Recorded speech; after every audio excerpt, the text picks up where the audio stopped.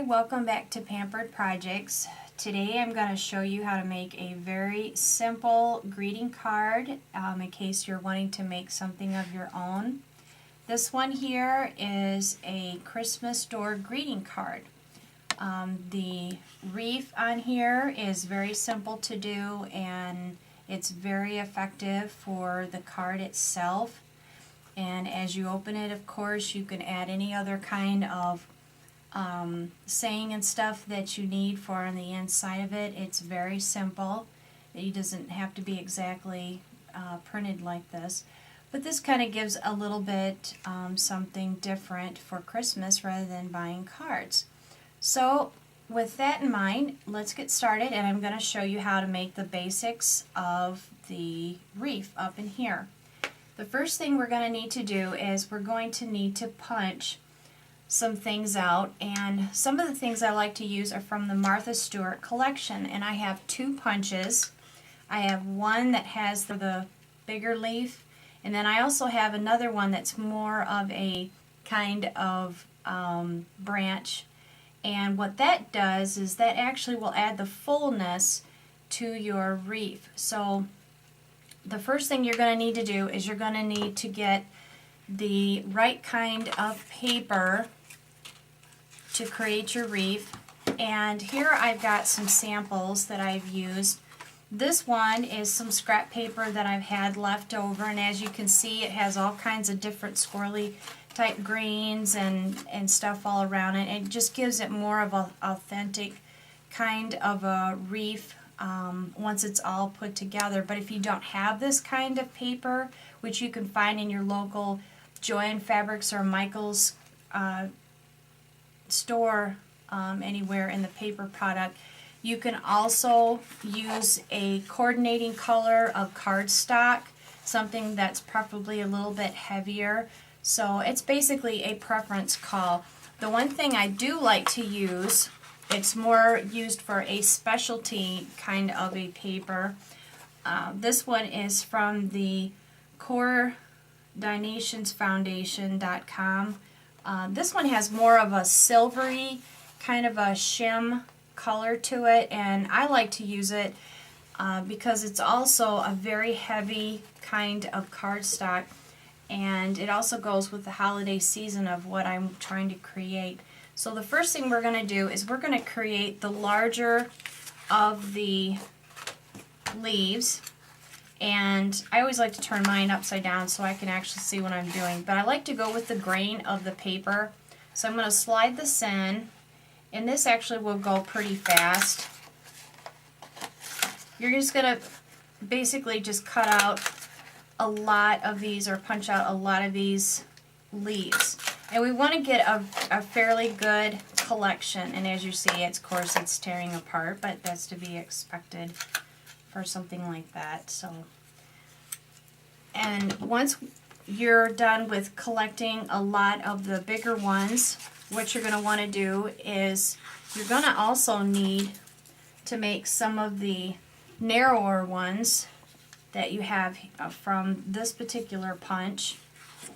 And one thing for a tip you want to watch when you're dealing with a little bit heavier cardstock with this, it's going to be a little bit tougher to cut out, even though that this is heavy duty. So you might want to get a really good grip on it, and it will kind of pop out on you.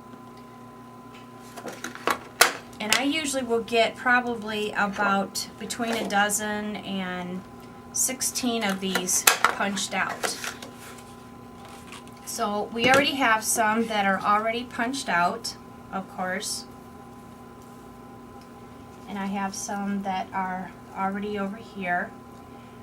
For the bigger size wreath, if you want to make something a little bit bigger rather than the size that I have showed you on here on the door, you can add more of the bigger leaves around here and actually make it a whole lot bigger rather than just the small size. But like I said, it's a preference call as far as to make the wreath.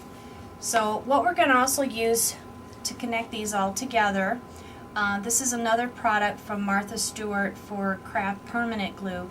There are two different kinds that I found that I've worked with, and the gel is actually the best. The cream takes a little bit longer to dry, but when we start in on this, I will show you a tip that I had just discovered, which will actually speed up the process for drying. So what we're going to do is we're going to create the base. And as you see on these little petals, they just have a very slight bend to them whenever you cut them out. It's probably a little hard to see, but as you look at them, they'll just slightly just kind of bend to one side. And you don't really need to have them all go the same directions, because of course whenever you make all of your wreaths, as you know, not everyone's going to be perfect. So what we want to do is we just want to basically create a round wreath, and it doesn't have to be completely perfect. So for the first one, what we're going to do is we're just going to dab just very lightly some of the glue, and the whole thing does not have to be covered because this will really go far. We want to take another piece, and we just kind of want to lay it on top, and it will get a little bit sticky. The one thing I always like to have with me are all these little wet ones. These come in handy for all kinds of jobs that you have, and I love them for scrapbooking. That way I don't have to wet a rag and use it.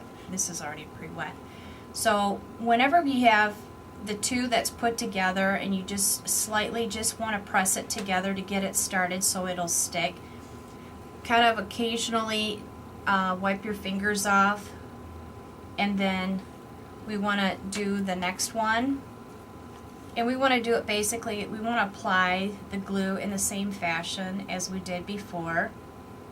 And what we're doing is we're building each leaf, and as we're building each leaf, we're going to just slightly turn it in the direction to form a circle.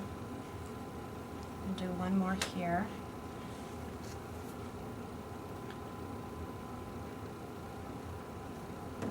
Now if you want to make your circle a little bit bigger, that's fine too.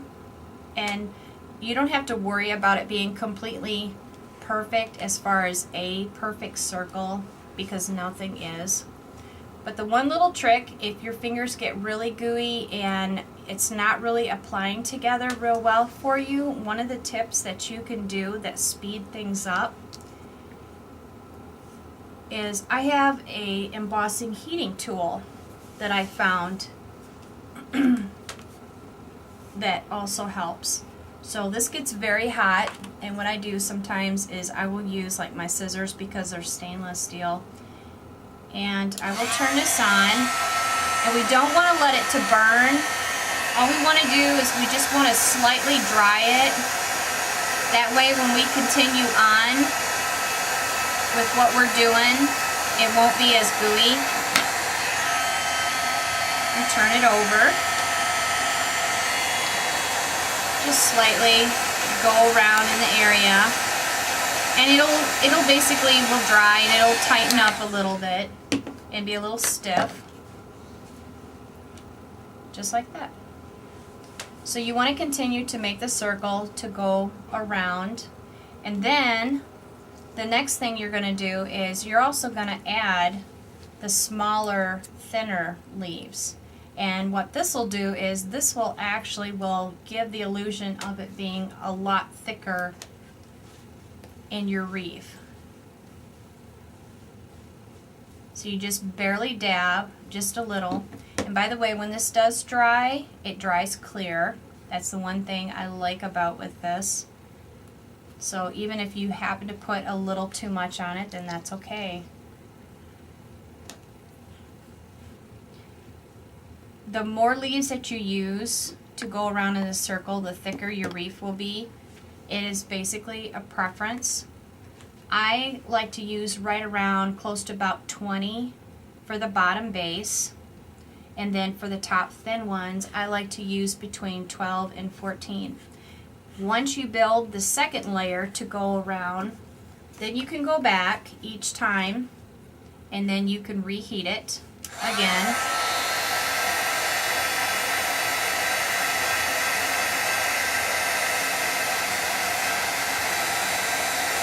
So I want to make sure it doesn't stick to the paper because we're not fastening it to the paper.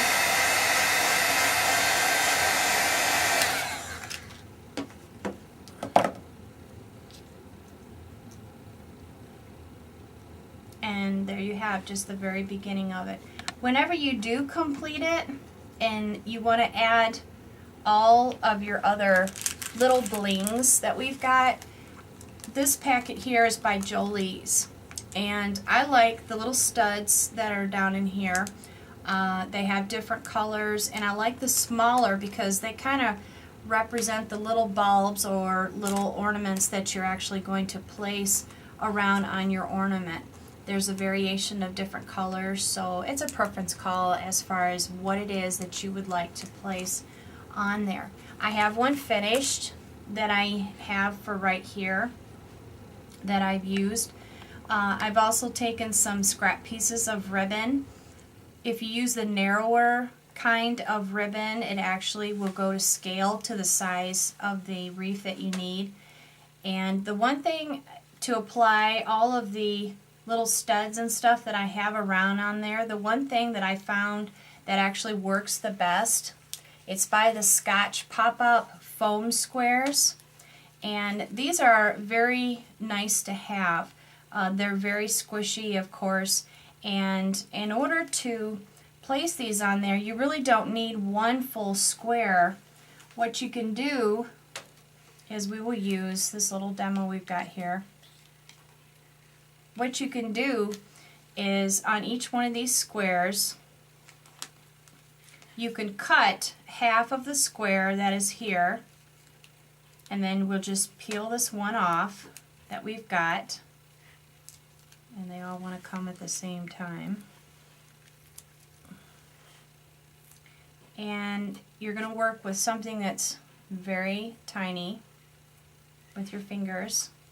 And what I found that if you place the stud in between two of your fingers and then just lay the end, if I can get it to work, if I can lay the end of it inside and then fold it over like a sandwich,